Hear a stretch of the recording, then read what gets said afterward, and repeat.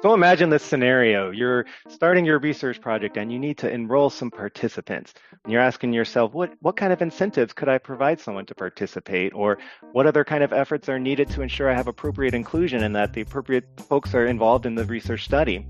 Well, join us for this episode of the NIH All About Grants podcast to learn more about allowable costs for clinical research participation. From the National Institutes of Health in Bethesda, Maryland, this is All About Grants. All right, well, welcome to the show. My name is David Kosub, and I am with the NIH's Office of Extramural Research. And I'm glad to say that we have two of my OER colleagues here to talk about this important topic. We have Dr. Rebecca Favor. She is Senior Inclusion Specialist. And we also have Mr. Priyanga Tuovinen, who is a Senior Grants Policy Analyst. And welcome y'all both to the show. Thank you, David. Glad to be here. Great to be here, David. Thank you. All right. Well, let's just jump right in. What do we mean when we actually say an allowable cost? That's a good question, David. Basically, an allowable cost is a cost that can be charged to an NIH award. As you know, there are a number of types of costs involved with clinical research, and the NIH Grants Policy Statement provides definitions and examples of these types of allowable costs. But for a cost to be allowable and charged to an NIH grant, you should consider a few key questions. First, is it allocable? Meaning, does that cost provide a direct benefit to the clinical research or grant-funded activity? Is it reasonable? This is just a common sense test. And is it in line with your university or organizational policies and practices? Is it consistent with them? Besides the NIH Grants Policy Statement, the original Notice of Funding Opportunity and the Notice of Award may also describe allowable cost considerations or restrictions that you should be aware of. Thank you for that. Now, let's kind of bring it back out to the wider lens. Why is this topic important for inclusion purposes? That's a good question too, David. So to begin, I just want to briefly go over the inclusion policies because understanding what they are kind of help us to understand how allowable costs fit in. So our inclusion policies are in place to ensure that women, members of racial and ethnic minorities, and individuals across the lifespan, so from children and infants to older adults, are included in research where it is appropriate to answer the scientific question that the research is aimed toward. And so to do so, it's important to think about what is necessary to have the appropriate people on the study so that the research can fulfill its purpose.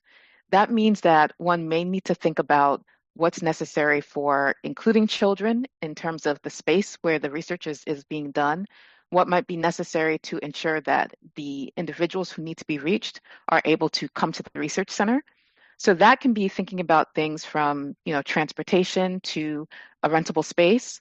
And one of the things that we always want to make sure is that for participants to be in research, there shouldn't be a cost that they have to pay to be a participant. And so when we're thinking about inclusion, the ways that the allowable costs fit in is to help us ensure that that can happen, that participants can participate in research without a cost being applied to them. Yeah, I definitely agree. Someone shouldn't have to pay to participate in our clinical research activities, and you kind of hit on some of these with transportation and allowable space and things like that. But can you give more examples as to what may be an allowable cost for people to participate? Sure. Just continuing with the example with children, if participants will be possibly bringing their children to the place where the research is being conducted, it may be allowable for one to purchase toys and things like that for the waiting area so that children will be accommodated while their parents are participating in the research. It may also be allowable for meals to be covered if the type of research that's happening will be, for a long period of time, and people may become hungry during the time where they're at the research facility and so on. So those are some of the other costs that might be covered. I think another one that's important is publication costs, for example, just getting the word out to be able to recruit participants for your study. Those may be allowable costs as well. Thank you for helping explain some of that. But on the flip side, what may not be allowed? It would really depend on the specific award and the clinical research objectives involved with the NIH-funded project. Alcohol beverages, for example, would never be allowable as an entertainment expense or for participant inclusion. But, for example, you could imagine a NIH-funded project involving alcohol as an allowable study expense, looking at alcohol disorder or other applications. So in thinking about what's not allowed, the original notice of funding opportunity may provide guidance on allowable costs or considerations. The notice of funding award will definitely state any restrictions, but it also goes back to the cost principles and the test for allowability. Is it allocable? Does it provide a direct benefit to the project? Is it reasonable? Does it conform to organizational practices? And are there any federal or award-specific restrictions that may apply? Rebecca, you had some good examples of what types of costs are allowable. Is there anything you want to add about what may not be allowed? No, I think you hit some of the main points, Priyanga. It's important for investigators while they're thinking about the costs that may or may not be allowable to also remember that, depending on the NOFO or the funding opportunity that they are responding to, there might be some costs that are allowable for one type of research, but not allowable for the other, as you mentioned. So I think you covered it well. Yeah, so I guess careful read of that notice of funding opportunity and just, understand that as clearly as you can.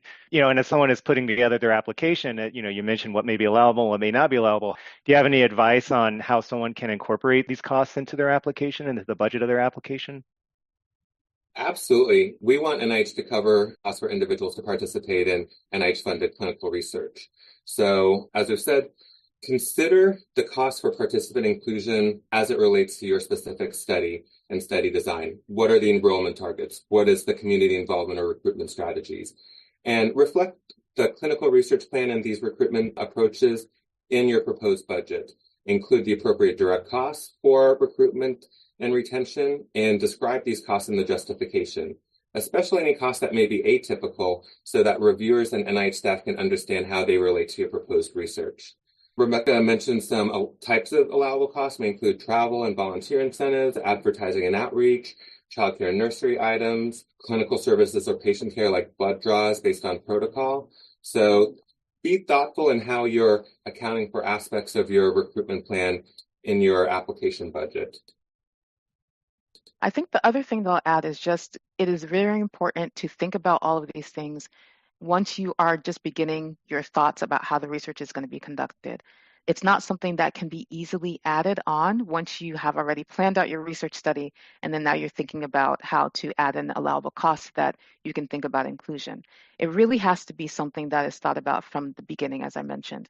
The first steps in terms of thinking through your research, the question that you want to answer, and the participant pool that you will be recruiting from, it's important to think about what might be necessary for that particular group, that particular population who will be part of your research, to be able to enable them to help with answering the research question, and plan all of those things within your budget as you are thinking through it. Well, let's just say that someone's thought about all these things, they planned it out well, they got their budget, they got the award, they're working on the study, and now they're really getting into those real world expenses, allowable costs. How could someone know if something is actually within scope or not within scope once they got that award? We all know that nature of research is experimental. So there are course adjustments and unforeseen activities. If a cost was included in the budget, obviously, then it's within scope. And that's why it's important when developing a grant application, as we've been talking about, consider how the proposed budget is a financial reflection of your clinical research and recruitment plan, and include those costs associated with participant recruitment and retention so that you have those available. If it's not in the budget, then generally recipients can re-budget without prior approval as long as it's within scope. And the NIH grants policy statement explains that the recipients make the initial determination if a change is within scope and advises consultation with NIH staff as needed. The basic test for me would start with allocability. Are you able to explain or justify how the cost provides a direct benefit to the specific aims and objectives of the original peer-reviewed and approved clinical research? Does it still align with the purposes described in the original notice of funding opportunity? If a PI was asking, of course, I'd encourage them to talk to their sponsored programs office to help with that determination and to consult with the NIH staff named in the notice of award as needed. Some indicators that there may be a change in scope, maybe, for example, a change in the approved involvement of human subjects or significant rebudgeting. But if it's within the scope of the original approved application and there aren't restrictions in the notice of award, you should be able to rebudget for that cost as needed. Well, let's say they're doing all this research and they're, buying things and, you have to be good stewards of taxpayer funds. You have to report what you're actually doing with our awards. Kind of how does someone report these expenses to NIH? Oversight is important. Expenses, however, are not included in the NIH RPPR or progress report. Organizations are required to report on the financial status of the funded project through the Federal Financial Report, or FFR. But more importantly, NIH recipients are subject to federal audit requirements that are described in NIH grants policy statement, and expenses just need to be documented appropriately for potential audit review. Well, one thing that does need to be reported, of course, is inclusion enrollment for clinical research. But in terms of the expenses, as you mentioned, just going along with documenting, as you mentioned.